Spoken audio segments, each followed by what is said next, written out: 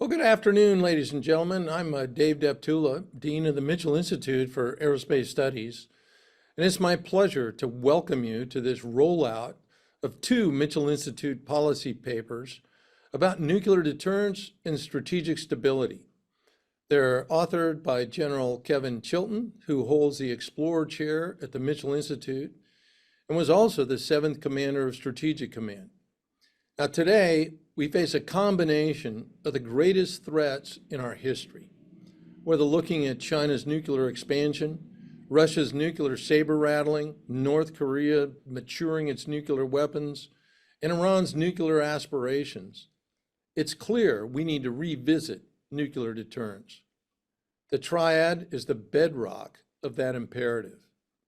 That's why the Department of Defense is undergoing its most significant post-Cold War nuclear modernization effort. Now, to discuss the future of nuclear deterrence, we're really privileged to welcome an extraordinary panel of former U.S. Strategic Command commanders.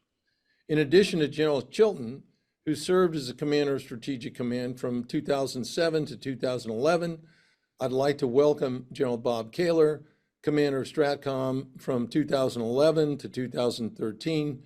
And we're also very pleased to have with us Admiral Chas Richard, STRATCOM Commander from 2019 to 2022.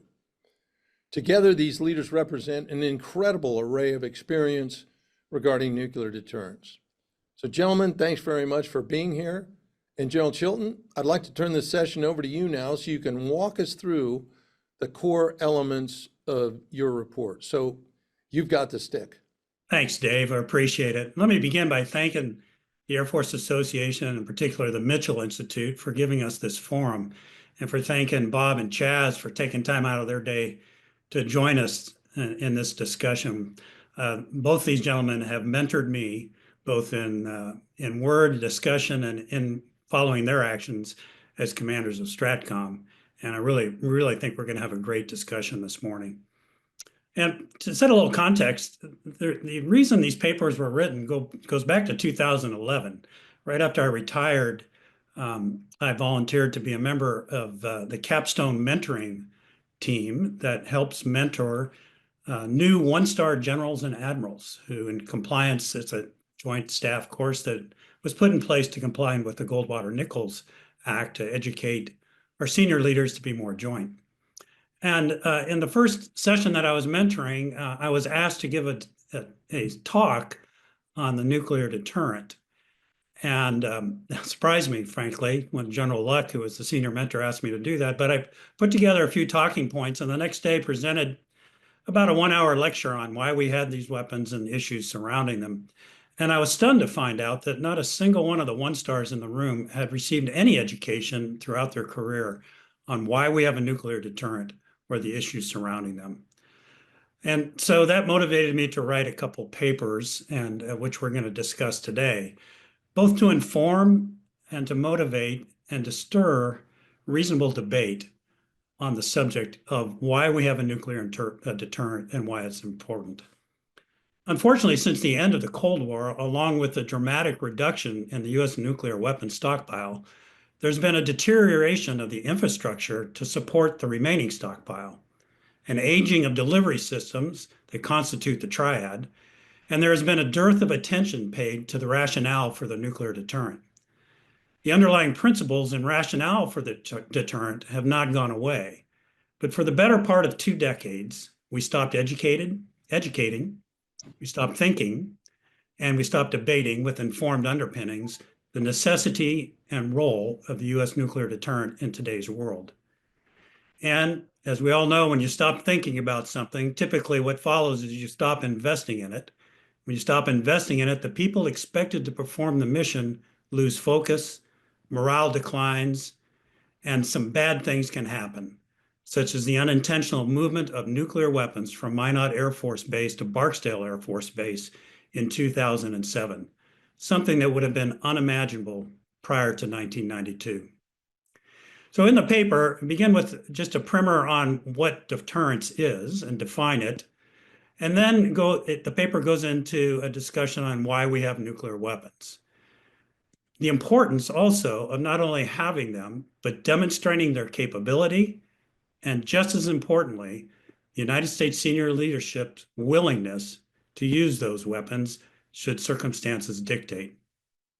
Besides deterring strategic attack on the United States and our allies, an important element of why we have our nuclear deterrent is to assure our allies.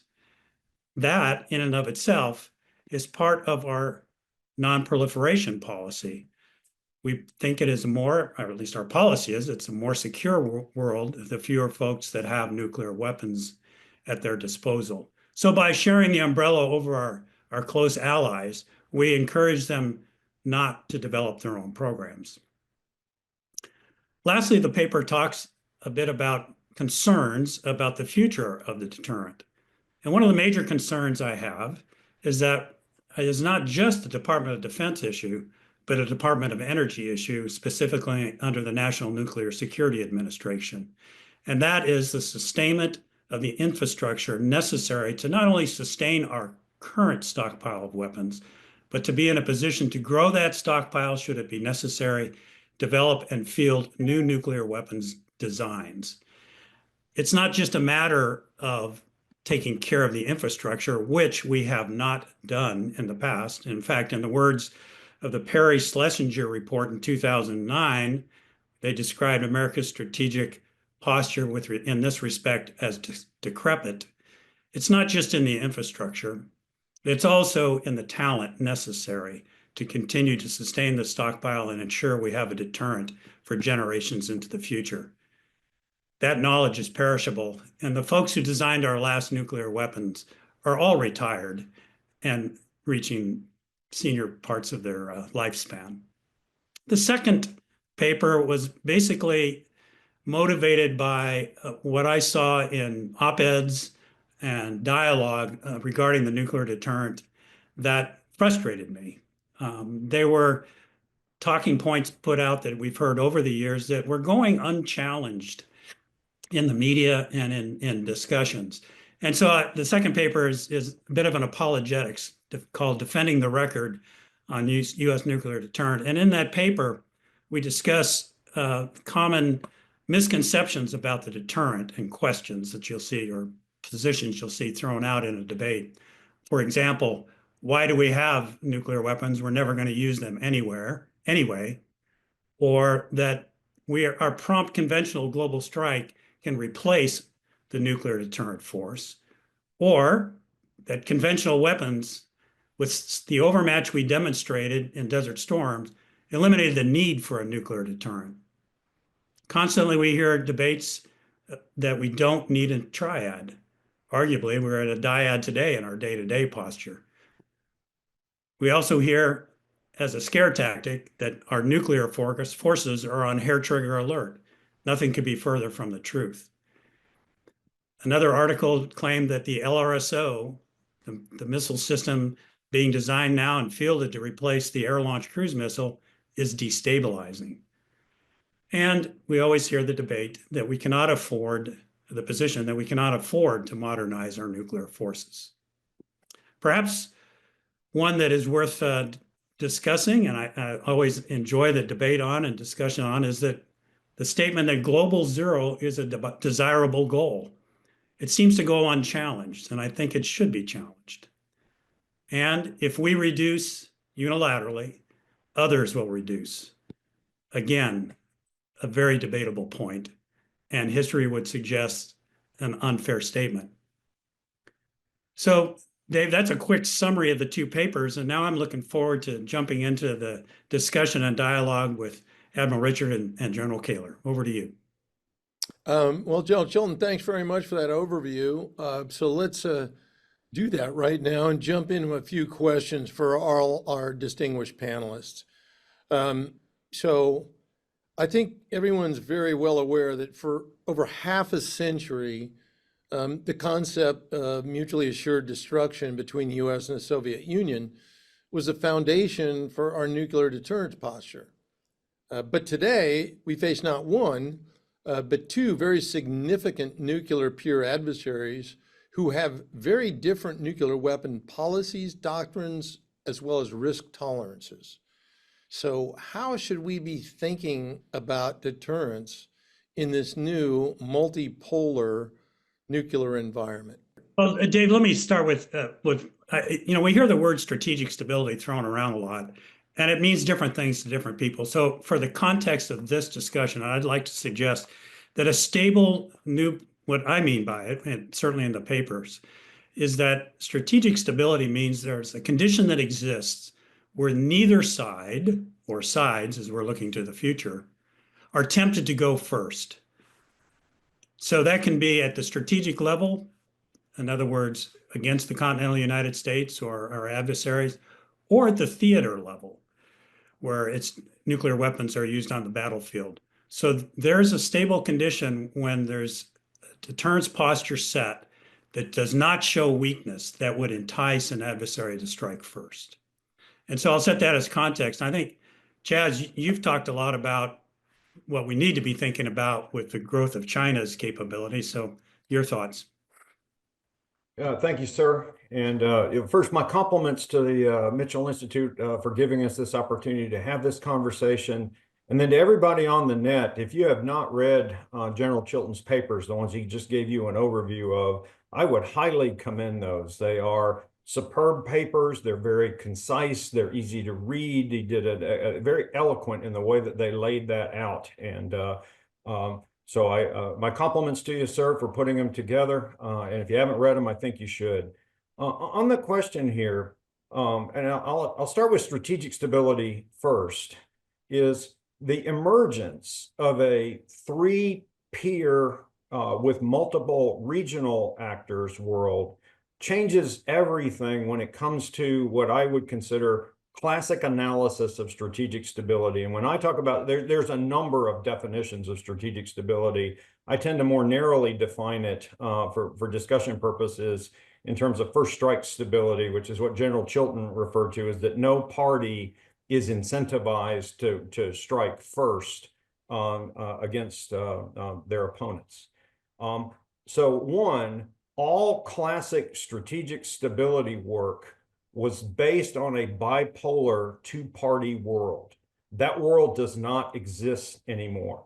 So any statement in terms of cruise missiles destabilizing or MIRVing is destabilizing, all has to be reanalyzed from scratch based on new assessment, new entering conditions.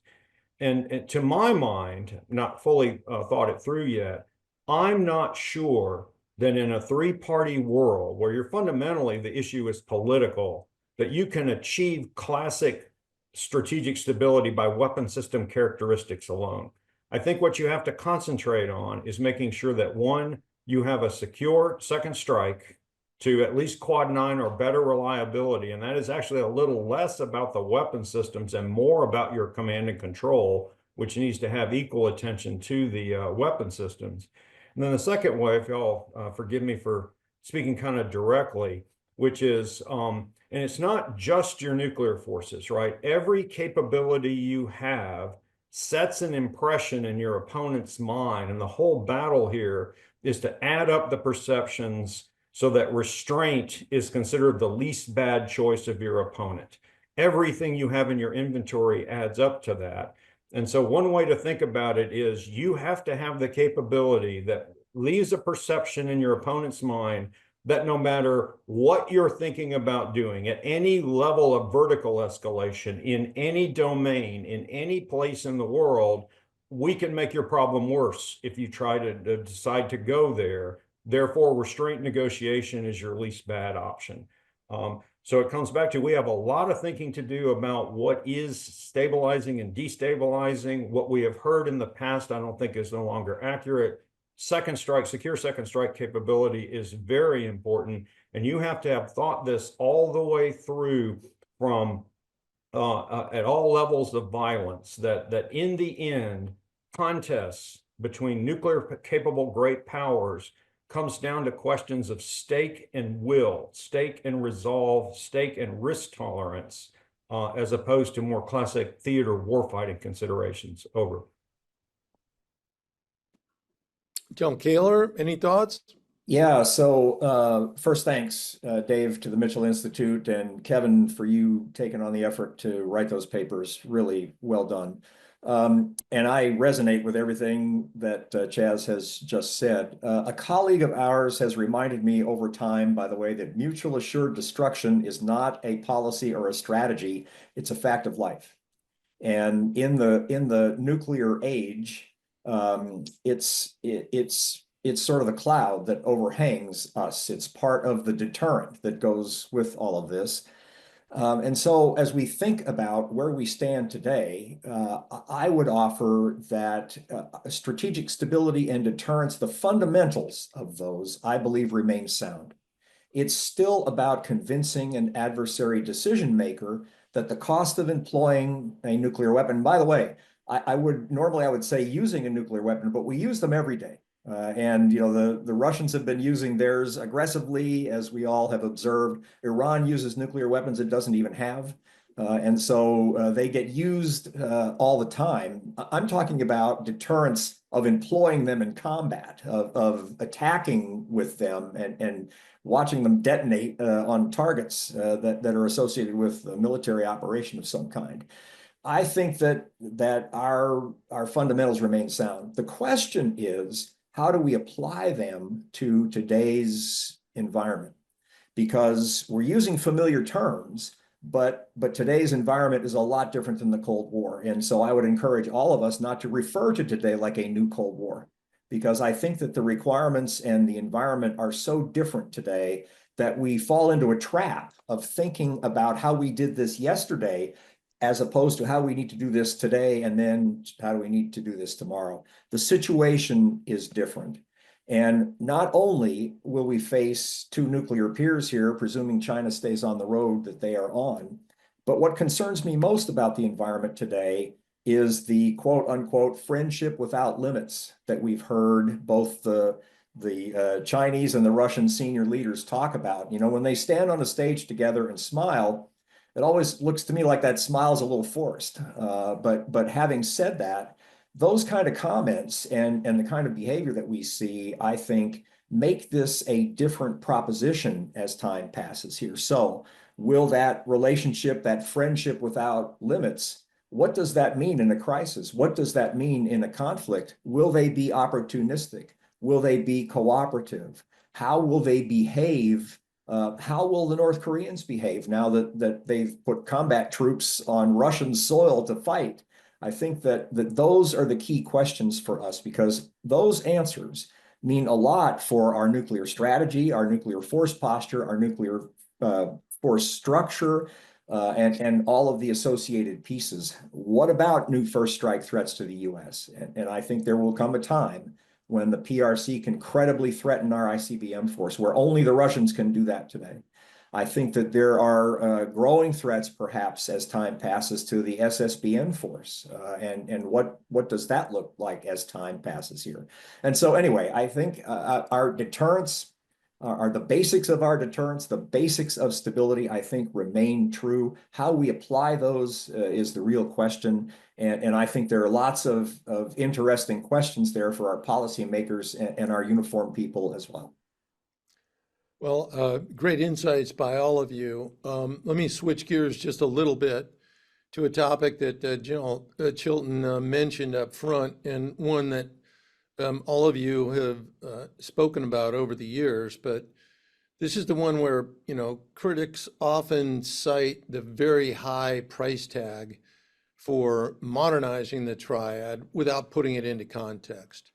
So could each of you elaborate a bit on just why nuclear modernization is so necessary today, and why that we can't just continue to rely on the systems already in place? Here, Dave, I think I'll go ahead and start. In terms of why you can't rely on the systems that remain in place, I think it's well documented. The papers talk about this in terms of how far they are beyond their design lifetimes. In fact, I'll use the submarine example just because I'm more familiar with the numbers, but the original design lifetime of an Ohio-class submarine was 30 years. We are now going to take the entire class to 42 years when we have never operated an individual submarine past 37, right?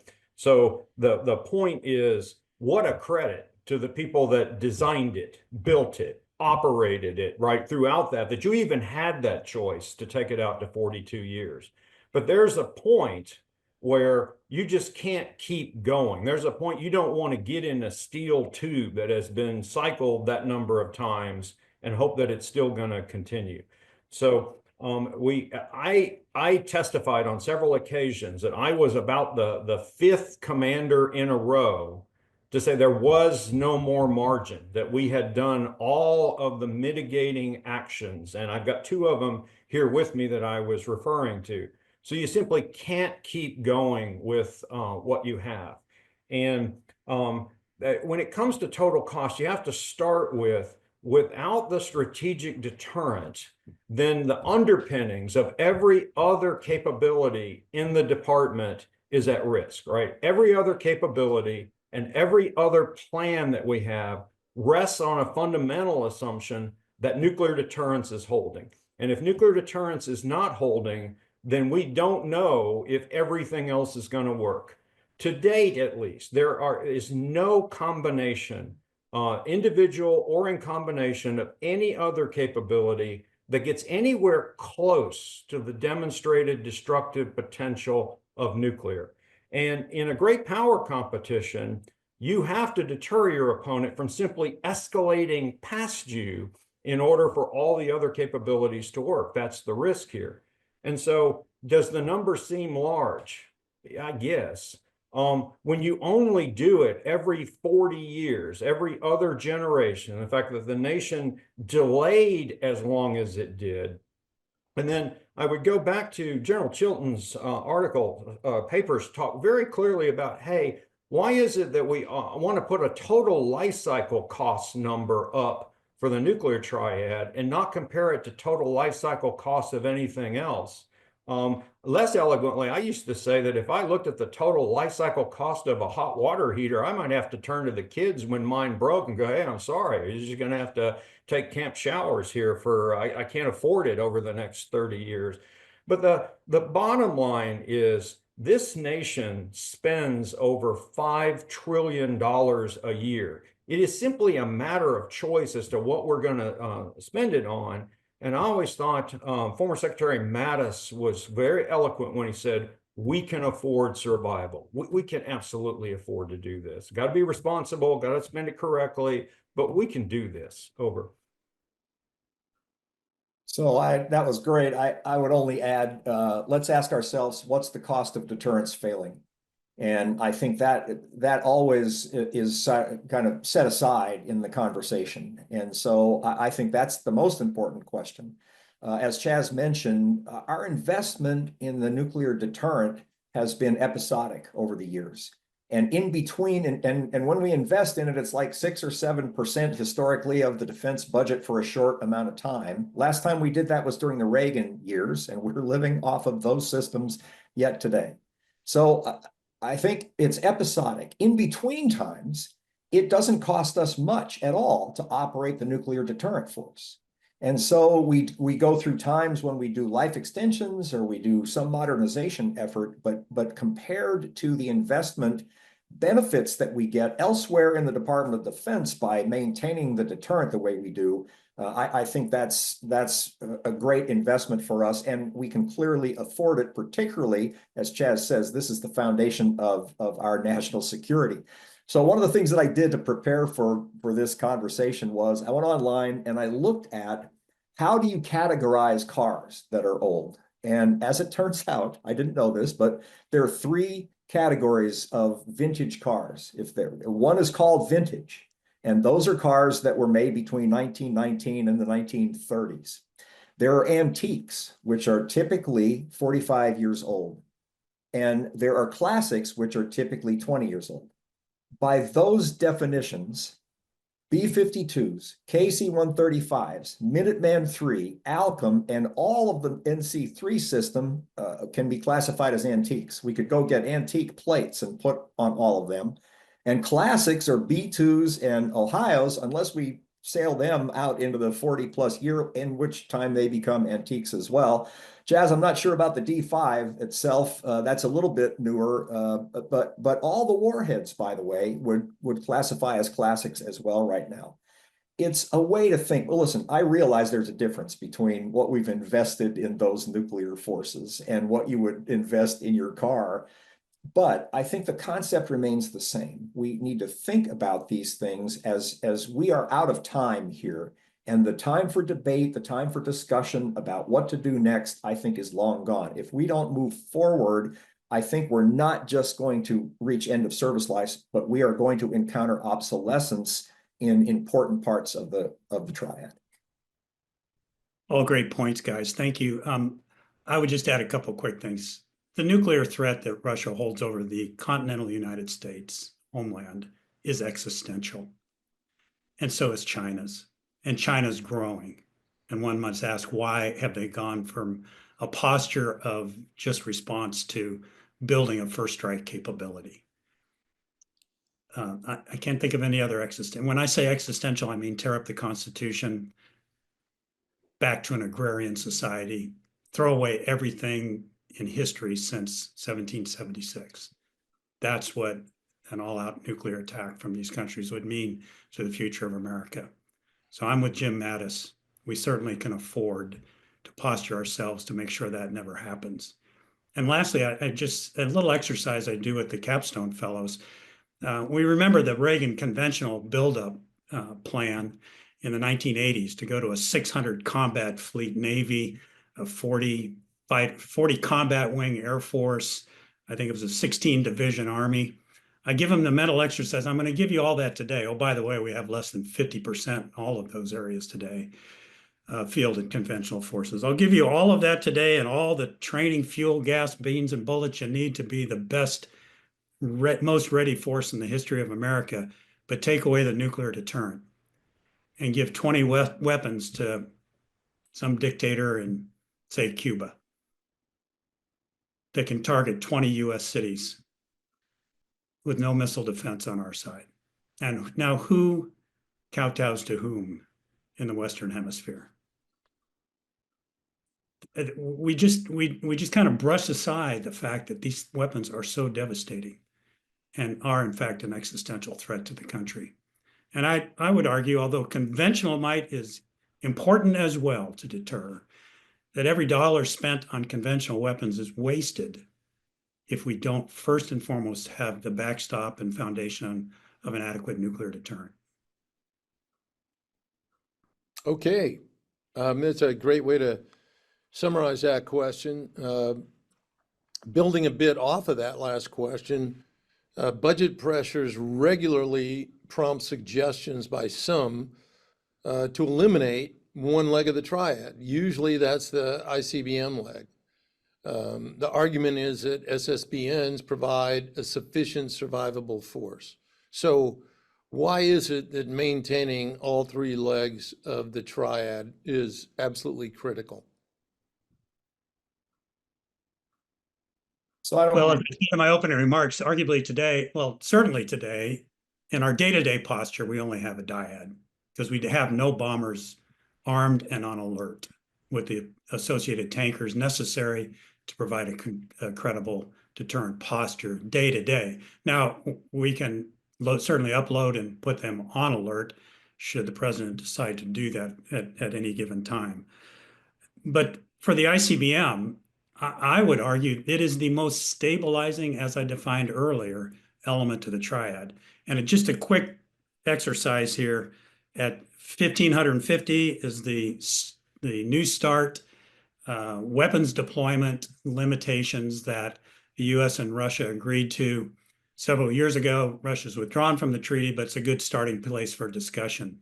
If you were to eliminate, well, it's estimated it would take at least 2 Russian warheads per silo to totally eliminate the ICBM force we have, which is 400 silos. So they would have to expend 800 weapons if they wanted to totally neutralize our ICBM force, 800 of their 1,550.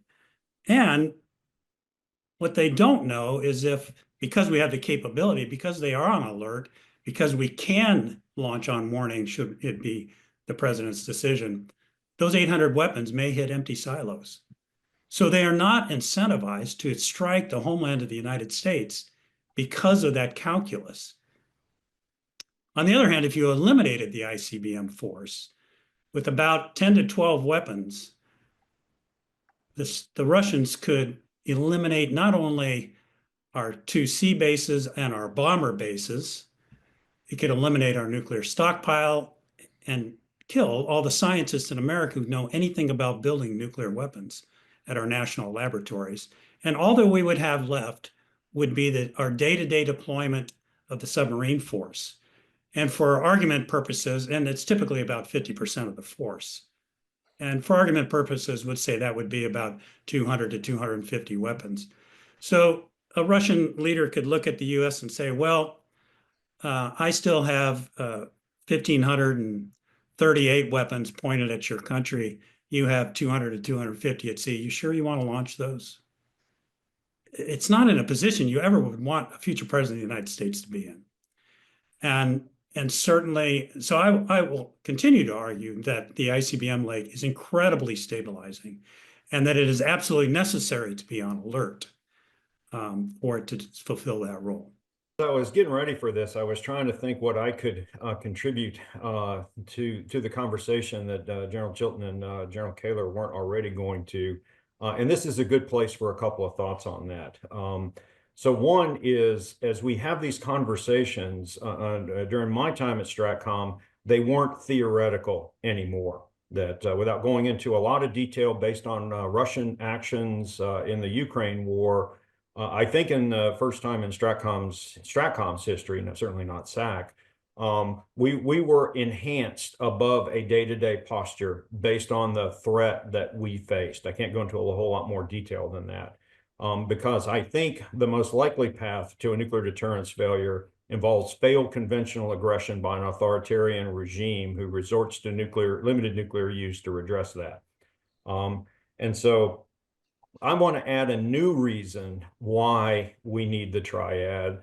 That is, in addition to what the papers lay out very eloquently, General Chilton just gave us a version of it, General Kehler can too, which is, in a two-party world, you simply don't have the capacity to deter two peers at the same time without your ICBM leg. By the time it would take decades to add capacity in the other two legs to match it. So even if you wanted to try to make an argument that you don't need a particular leg of the Triad, which I don't believe in, you do need all three of them, you don't have capacity now. That choice had to be made 10 years ago, given the way the threat environment changed.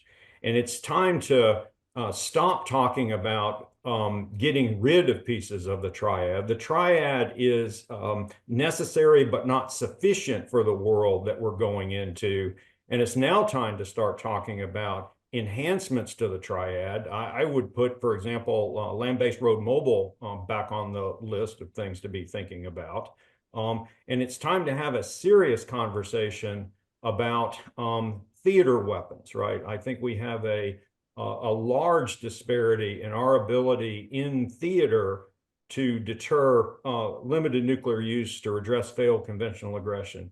And the final piece that I think we need to get into the discussion more now is posture. Simply owning things by itself doesn't do a lot to deter people. It's how you have, what's their readiness, what's their posture, what's their disposition.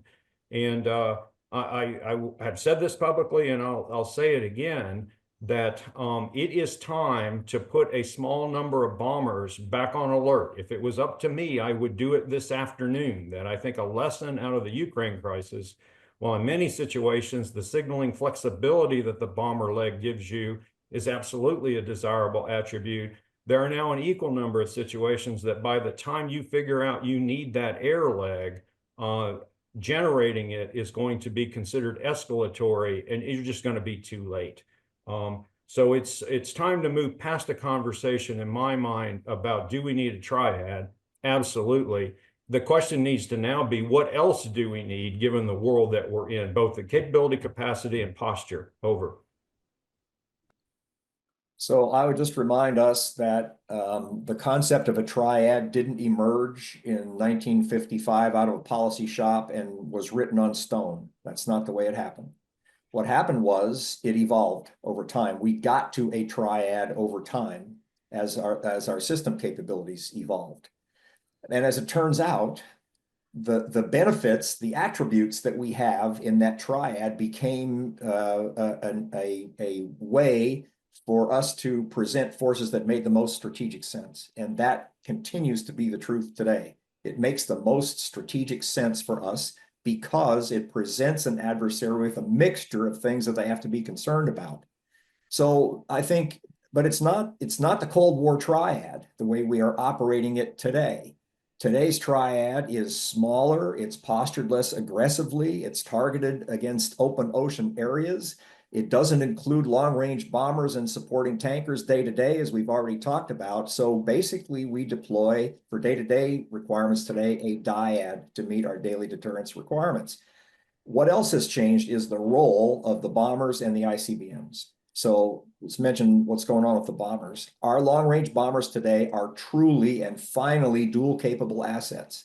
That's the way we treat them. That's the way we employ them. That's the way we deploy them, primarily in bomber task forces and other things where we can show that level of commitment and capability around the world as we need to. But the implication is always when you deploy a B-2 or a B-52, that this could either be a deployment with conventional or nuclear weapons. And I think that that has been a huge benefit, not only to STRATCOM in their deterrence planning, but also to the regional combatant commanders, where they can now employ these long-range platforms in conventional roles. And it's as equally powerful as it is if we were reserving them in a nuclear contingency. The final change has been in the ICBMs.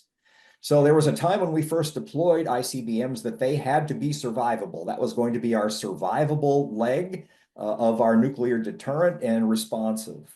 And so over time, what changed? What changed was the survivability. And as Kevin mentioned, but they are vulnerable only to a massive attack from the Russians today and potentially from the Chinese as time passes.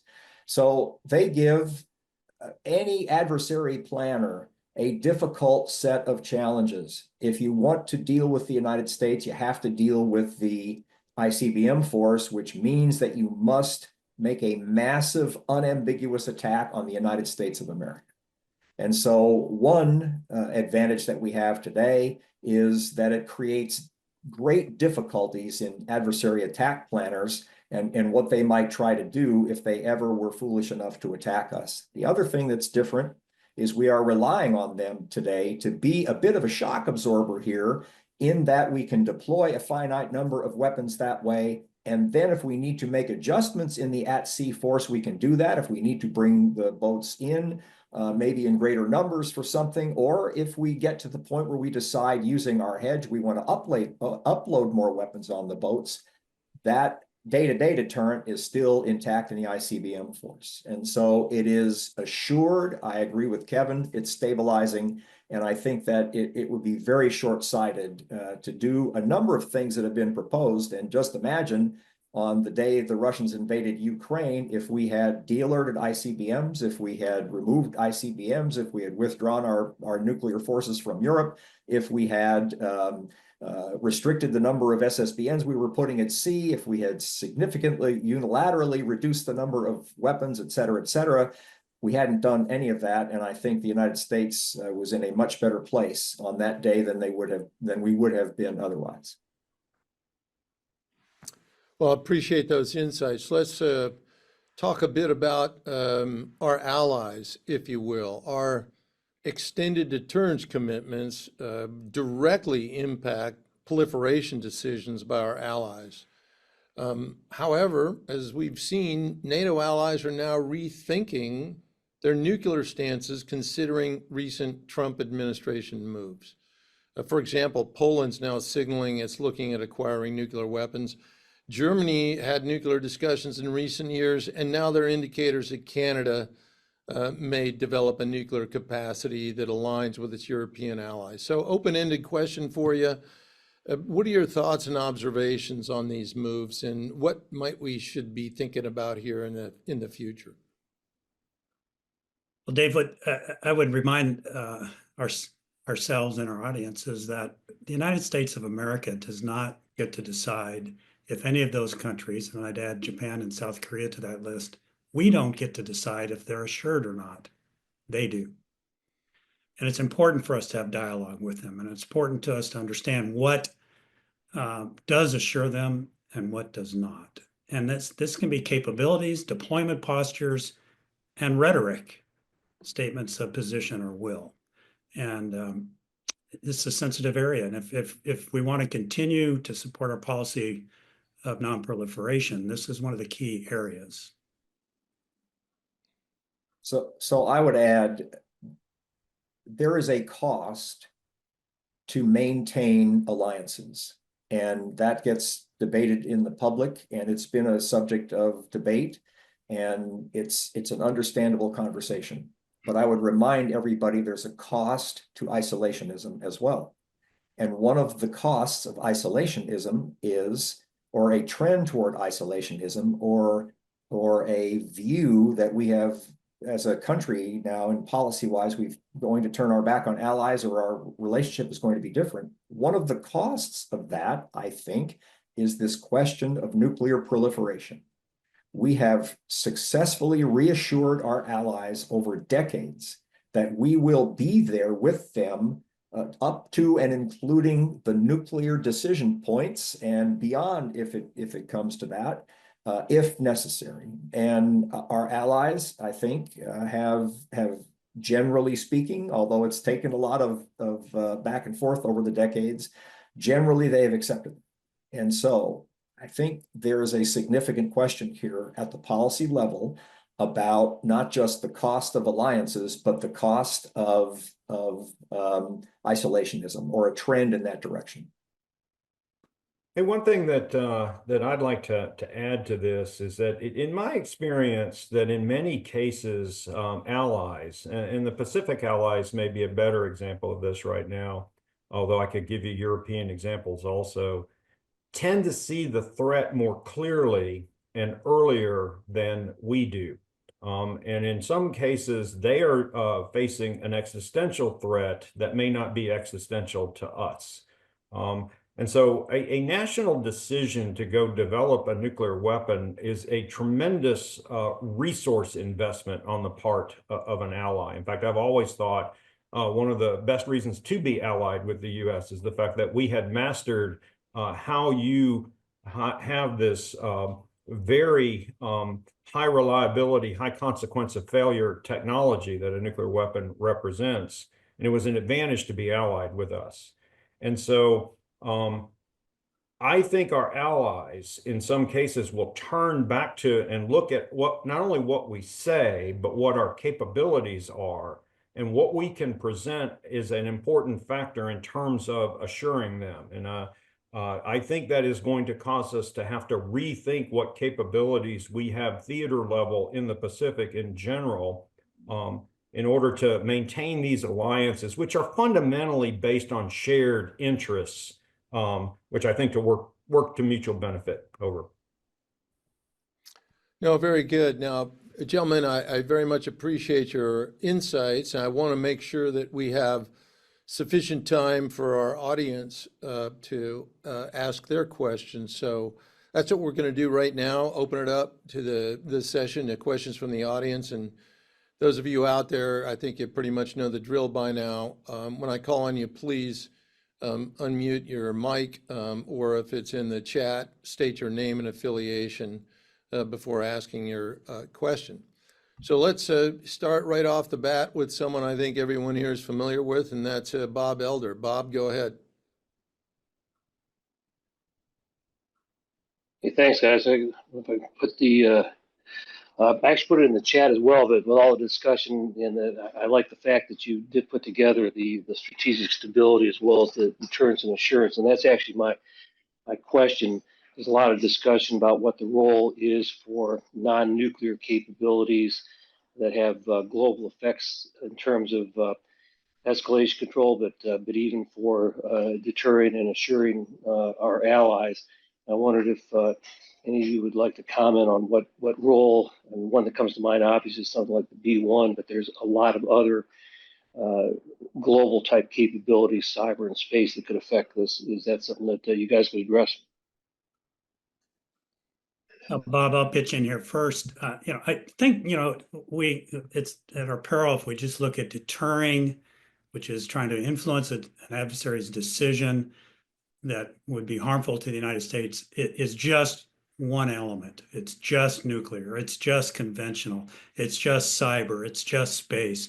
It's actually the whole concept of integrated deterrence I'm a big believer in, which uses not only those different capabilities that can be used in warfighting, but also diplomacy, information, and economic pressure. So it's important to look across that whole spectrum of capabilities and national power when we think about deterrence. But I always come back to what underpins it all is the nuclear deterrent. And so, I don't disagree that these other elements can be important. And they're realities that we have to deal with. But the point of these two papers was, let's not forget the fundamental importance of, first and foremost, having a credible nuclear deterrent. If I could add to that, and I strongly endorse what General Chilton just said, but let me give you a little shorthand, and I'm going to give you a very vivid example, right? In terms of, all right, let's say we've had a limited nuclear deterrence failure, right? So if you boil down all the, so a small number of weapons in the theater trying to achieve conflict termination on the opponent's preferred goals, right? If you take all nuclear theory and boil it down, the perception of the opponent was that whatever they thought we were threatening to do to them was insufficient to deter them, right? That they calculated that the gain they were going to get, they outweighed what they thought we were going to do to them. Or said another way, they had already priced in our response, right? And had concluded this is worth it, so they pulled the trigger. So if you want to restore deterrence, what you have to do is go convince them that that calculation was in error, that I'm going to impose a cost on you that you didn't anticipate. I can expose a vulnerability you didn't know that I knew you had, and that you show them you miscalculated and that restraint negotiation is now your least bad option. That doesn't require a nuclear weapon to do that. That could absolutely be done conventionally to show someone that they made a mistake, they miscalculated. If they keep going, it just gets worse. But you have to think 2, 3, and 4 moves deep, right? You have to be prepared that the answer to your attempt to restore deterrence is not negotiation, it's further escalation, right? And when you look up that spectrum, what they have to see from us, and ultimately it's nuclear, that we are postured to keep imposing cost if they continue down this path. So conventional has a role inside this, as do all of our other capabilities, space, cyber, etc. But in the end, if you want to show that there is no vertical escalation path to victory, that ultimately is going to require your nuclear forces. Over. Very good. Let's take one from the chat room. This is from Lee Aversano. And for General Chilton, thank you, General Chilton, for your consummate support and advocacy for the nuclear enterprise. Do you think the spirit of continuous evaluation needs to be fostered to ensure nuclear atrophy becomes a thing of the past? Thanks again. Well, if by that you mean, should we go back to things like operational readiness inspections of our nuclear forces, generation of bombers to see if they actually can do the mission that we require them to do, et cetera, as well as the major exercises that are conducted by STRATCOM annually, the 2 major exercises, and their participation in other combatant commanders exercises, then yes, totally agree with that. I think that's one of the areas we took our eye off the ball on in 1992. So there's going to be a balance there on how much of that you do, but when I became commander of STRATCOM, we had not done a force generation of the bomber force in over 5 years. And that was if that's a critical leg of our triad, then we actually have to do that, evaluate it, and make sure we are capable of doing what we say we can do, because that adds to credibility of the force structure. It adds to credibility of our will, which adds to the credibility of the deterrent. So let me just add, there's the term of art that's gotten some traction around the community these days is our nuclear IQ. Our nuclear IQ has declined. And I think that's true, although I think that's incomplete. I would add another piece to that as well. I think our nuclear muscle memory has also declined. And so what do I mean by that? Well, in addition to sort of the intellectual underpinning of the nuclear deterrent and the nuclear weapons themselves, I think that there was a time when the joint force was fully prepared to confront a nuclear armed adversary on the battlefield. And that nuclear muscle memory, that's not just nuclear IQ, by the way, that's muscle memory.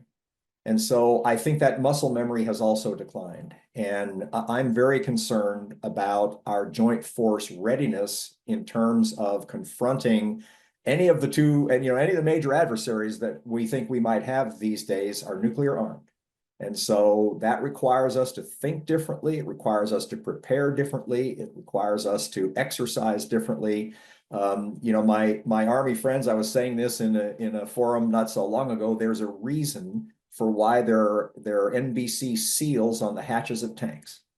And we need to remember why that is. And there's a reason for why, surface ships have those washdown capabilities. And there's a reason for why we would do certain things a certain way. And if we think that we would deploy and fight the way we have been doing that, starting with Desert Storm, those are mighty tempting targets for an enemy with nuclear weapons. So anyway, I think that there's nuclear IQ and there's also nuclear muscle memory, and we need to raise both of those again. Yeah, go ahead, Admiral.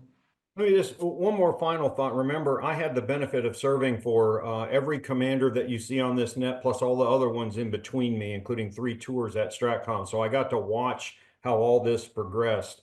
The last piece I'd add to that, from my experience, is no notice, right? Wars don't come with starter packs, right? They don't come with invitations. And so we've gotten to the point where we're actually pretty good if we know the exercise is coming, but that's not how the real world is going to be. And so, and we did some of this, I think it's continuing. The idea of being ready unwarned, no notice, I think is a very important test of our readiness. Over. Yeah, I would just add that what you all have touched on is extraordinarily important, but it's a bit of an intangible, and that's readiness writ large. And it's something that, as all of you have highlighted, we need to return to because it is a critical element and component of deterrence. Here's an interesting question from John Sophie from EY Parthenon. John writes, it seems the value and necessity of a triad is in having credible options in multiple domains, ensuring that critical second strike capability. Is there a role for the space domain in strategic deterrence, and does this replace or augment current legs of the triad? Well, this Space Force plays a critical role in our strategic deterrence posture in several areas. And this leads into a quick discussion on NC3. I look at the triad as actually our deterrence posture as a stool. The legs of the stool, our submarine forces, our ICBM forces, and our bomber forces, but they're not a stool if you don't have a seat tying them all together. They're just legs laying on the ground. The stool seat is made up of missile warning, which comes from space. It's made from the ability to convene quickly a conference where senior leaders can discuss the threat to the United States of America in confidence. They can get appropriate advice. They can issue orders that they can be assured will be delivered to the forces. They can assess the results of an attack on the United States to determine what follow-on things need to be done. And all of these things have to be able to happen on the absolute worst day imaginable in history, where there's an all-out strike on the United States. The adversary must believe that even in that worst scenario where they launch everything they have, we will and can respond. And we're eminently dependent on space for the missile warning, for the global secure communications, the delivery of orders, as well as the assessment of attack on the United States or our allies. So space is absolutely important to nuclear command and control and to ultimately to the deterrent. So let me just restate something Kevin and Chaz both said earlier, and I think this is right. I'm always a little concerned when somebody talks about space deterrence or cyber deterrence or air deterrence or land deterrence or sea deterrence. I don't like to try to separate those pieces out. They all contribute, and the overall objective is deterrence, and they all contribute something important. And the domains themselves, the way we can operate in the domains and the platforms that operate in those domains, I think contribute mightily to deterrent. But it's all linked together. And I think what we've discovered over the last maybe 20 years as cyber threats have emerged, and now as space it has become an acknowledged warfighting domain, I think that what we've discovered is the critical importance of those two, the networks that are involved and protected and at risk from the cyber domain, and the space capabilities that are also important and at risk. And in both of those, it used to be, well, how does the network support the forces in air, land, and sea? How does space support air, land, and sea? And that remains, but these days, particularly in space, it's as much about gaining and maintaining space superiority when you need to do that as it is providing something from space to the rest of the force. Because if you can't do that number one, I mean, here's an air power lesson, right? If you can't do number one, you don't do number two for sure. And same is true with space. So, and I think to an extent, it's also true with cyberspace. So it's about, we have got to be able to operate in that domain. We've got to be resilient in those domains, and all of that together, I think, enhances deterrence. And I know we're almost out of time, and beyond simply strongly endorsing what you just heard from Generals Chilton and Kehler, and at the risk of blowing this thing into another hour, it's not only, remember that our posture is based on an assumption of warning, a big chunk of which we get from space, right? And so if we don't have that for some reason, we need to rethink our posture, right? The nation knew there was a time we didn't have any warning, right? And that's why there was 7,000 SAC bases all over as we compensated with diversity. But the piece I wanted to bring up was space will make a key contribution to enhanced missile defenses. We are going to have to think through a broader role in the strategic deterrent concept of what deterrence by denial and missile defenses do. And so move beyond the idea of old national policy of just North Korea and down, and start to think about how we use enhanced missile defenses to complement our strategic forces. 2 quick points. I think what we have seen from the Israeli fight is that in the end, deterrence by denial has to be backed up by a threat of deterrence by cost imposition, or there's no incentive for your opponent to stop shooting. But second is that at least you want to go up national missile defense level to add, particularly to protect your nuclear command and control and give you further assurance on an assured second strike capability, and probably go beyond that. Again, that's probably a separate conversation, but one we need to have. Over. Well, it's a great Dave, set. Go ahead. we're running out of time, and I'd like to make sure we hit a couple other points. One, I want to, Chaz brought up missile defense. There's another one you'll hear all the time, that's increasing our missile defensive posture is destabilizing. I don't believe that's true at all. So be prepared for that argument. We can have a whole nother discussion on that another day.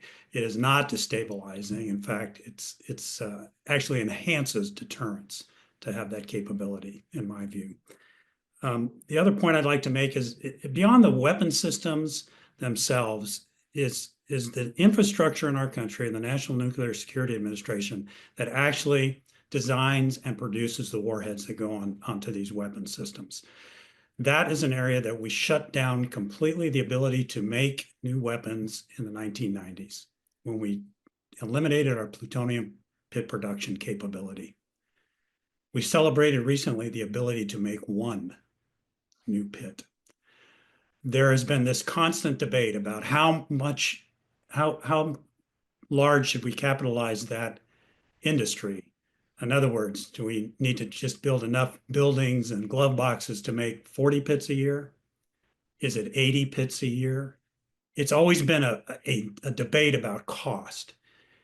The prudent thing is to be able to make hundreds of pits a year for a couple of reasons. One, if the United States shows it can do that, then countries like China maybe aren't interested in trying to compete with us because they know if we want to, we can outbuild them.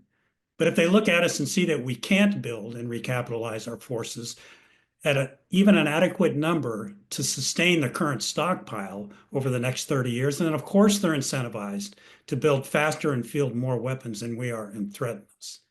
It's time to move beyond this. How many? Is it 40? Is it 80? Is it 82? We should have a robust capability to produce as many pits as we need to sustain the deterrent. That's the prudent answer. Doesn't mean necessarily we're going to make as many as 100 or 200 or 400 a year, but it adds to deterrence if you have the fundamental industrial capacity to do that. We need to move beyond this debate. We need to rapidly restore our ability to produce the nuclear weapons we will likely need in the future. We talked about an uncertain future in President George W. Bush's administration and being prepared for it. It's not uncertain anymore. We're living it. China's growing as fast and faster than we could possibly do right now. And we will soon be faced with two near peers. It's time to fix every element of the deterrent, in my view. Well, General Chilton, that's a great way to finish up this segment. Unfortunately, we've come to the end of this Mitchell Institute policy paper rollout. So General Kehler, General Chilton, and Admiral Richard, thanks again for taking the time to speak to us today. And from all of us at the Mitchell Institute, have a great air and space power kind of day.